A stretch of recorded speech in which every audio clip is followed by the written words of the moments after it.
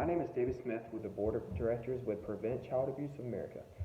We never like to think child abuse happens regularly around us, but it is a given fact that there is still evil in this world.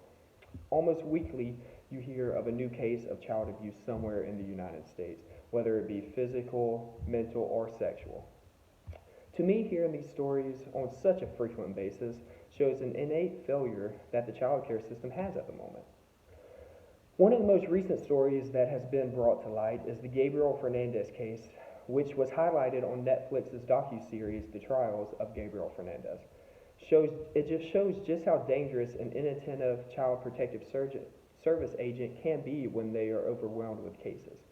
But in a matter of life and death such as this one, that is unacceptable. Unfortunately, what happened in Gabriel's case is it did lead to death after 6 months of systematic physical torture. The blame cannot solely be put on the Child Protective Service agent, though, as many agents are not equipped with the knowledge to deal with situations such as this with this magnitude. Especially when each agent has at any given time, a dozen or more cases that they are trying to juggle and struggle to handle every day. This is where Prevent Child Abuse of America, or PCA, steps in. PCA is a national charity that boasts 94% of their profits goes to state or local government in combating child abuse annually. PCA was founded in 1972 in Chicago, Illinois, with the intention of helping to keep low-income children around Chicago safe, because at the time, they were the biggest demographic of children that were being abused. But now PCA has chapters in all 50 states with the goal of helping at-risk children all around the United States. Prevent Child Abuse America splits their money into three major aspects of the job. The first is giving emotional and sometimes financial support to expecting mothers who show signs of trauma or stress after finding out they are pregnant. This really humanizes the child that they are carrying and gives them more of a joy that they are carrying this child rather than worry of the upcoming events in the future.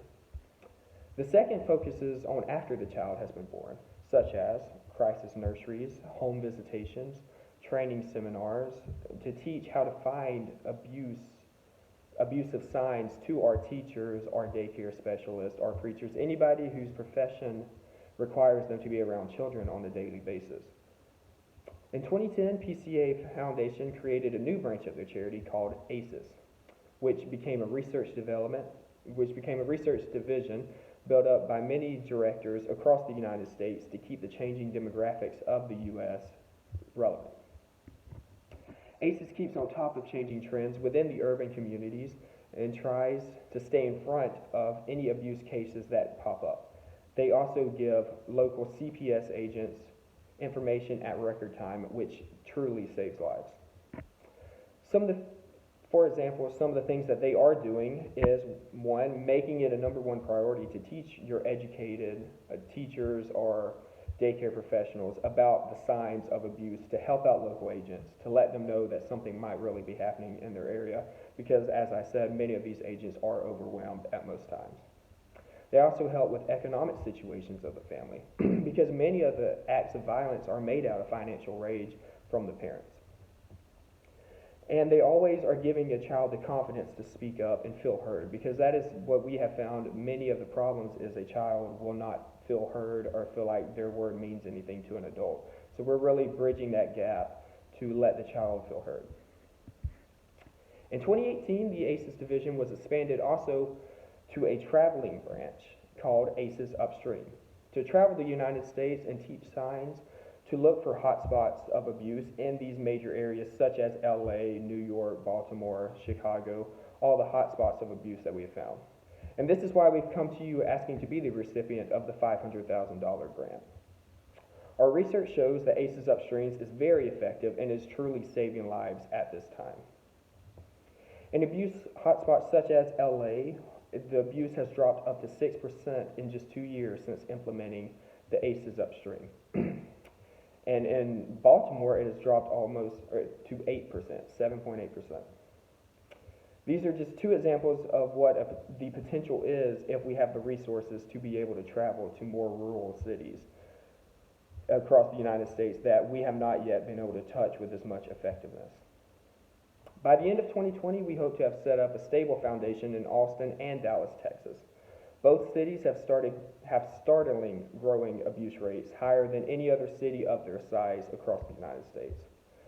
But we can only effectively do that if we have the resources from dedicated professionals such as yourself. Our CEO, Melissa Merrick, said it best: every day you get the opportunity to change the world in the way that you want to. So it is our mission here at Prevent Child Abuse of America to not waste a day or a dollar to help try to save a child's life. Because just like Melissa has made it her life mission to ensure the safety and to protect those who cannot protect themselves, we have done that as well.